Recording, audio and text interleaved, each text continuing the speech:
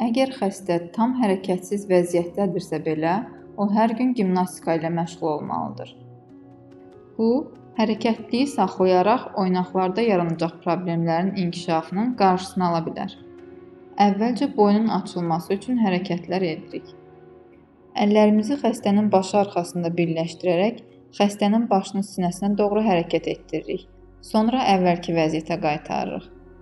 Yenidən bu hərəkəti sağ və sol tərəflərə edirik. Hər tərəfdə 5 dəfə təkrar etmək kifayət edir.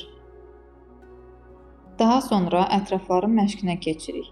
Biz bu hərəkəti xəstənin sol tərəfində nümayiş edirik. Siz isə onun hər iki tərəfində etməlisiniz. Qolun yuxarı hissəsindən başlamaq lazımdır. Hərəkətə yüngül masajla başlayırıq. Dəri qurudursa, masaj kremindən istifadə etmək olar. Qolun yuxarı hissəsindən sonra aşağıya doğru gedərək barmaqlara keçirik. Hər bir barmağı ayrılıqda ucuna qədər masaj və hərəkət etdiririk. Barmaqları bir-bir açıb bükür və biləyə doğru yaxınlaşdırıb uzaqlaşdırırıq. Əgər xəstənizdə spazm varsa və barmaqlar bükülü vəziyyətdə olub açılmırsa, onda bir neçə dəfə biləkdən qatlayırıq. Bu hərəkət barmaqların bir qədər rahatlanmasına və boşalmasına səbəb olacaq.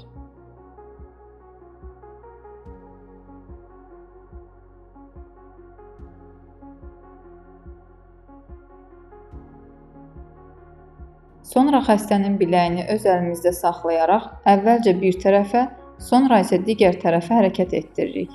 Bu hərəkəti də 5-7 dəfə etmək kifayət edər. Daha sonra xəstənin biləyini bir əlimizlə, dirsəyini isə digər əlimizlə tutaraq hərəkət etdiririk. Əgər xəstədə spazm varsa, onda onun qolunu yüngülcə silkələyirik. Bu zaman əzəllər zəifləyəcək. Xəstənin əzələ tonusu çox zəifdirsə, qolu çox açmayın. Yavaşca yana hərəkət etdirin. Bu zaman qolu çiyin səviyyəsinə qədər çatdıraraq yenidən əvvəlki vəziyyətə qaytarırıq. Sonra qolu yuxarıya qaldırıb yenə də əvvəlki vəziyyətə gətiririk. Çiyin oynağının zədələnməməsi üçün əlimizlə dirsək və biləkdən tuturuq. İndi isə ayaqların məşqinə keçirik. Əvvəlcə yüngül masajdan başlayırıq. İntensiv masaj etmək olmaz. Bu, qan təzyiqinin artmasına səbəb ola bilər. Ayağı biraz yuxarı qaldırılmış vəziyyətdə saxlayaraq, o biri əlimizlə barmaqları hərəkət etdiririk. Barmaqların hər biri ayrı-ayrılıqda bükülüb açılır.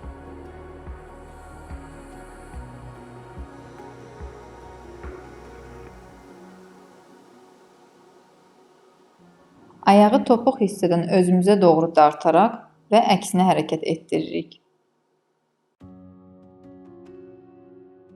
Bu hərəkəti 5-7 dəfə etmək kifayət edər.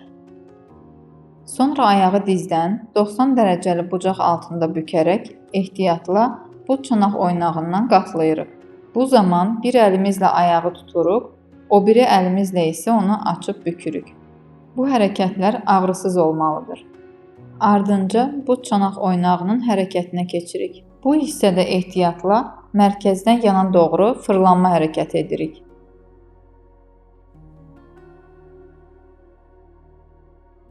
Bu hərəkətin istiqamətini daxilə doğru etmək olmaz. Əgər daxilə doğru etsək, bu çanaq oynağının çıxığına səbəb ola bilər.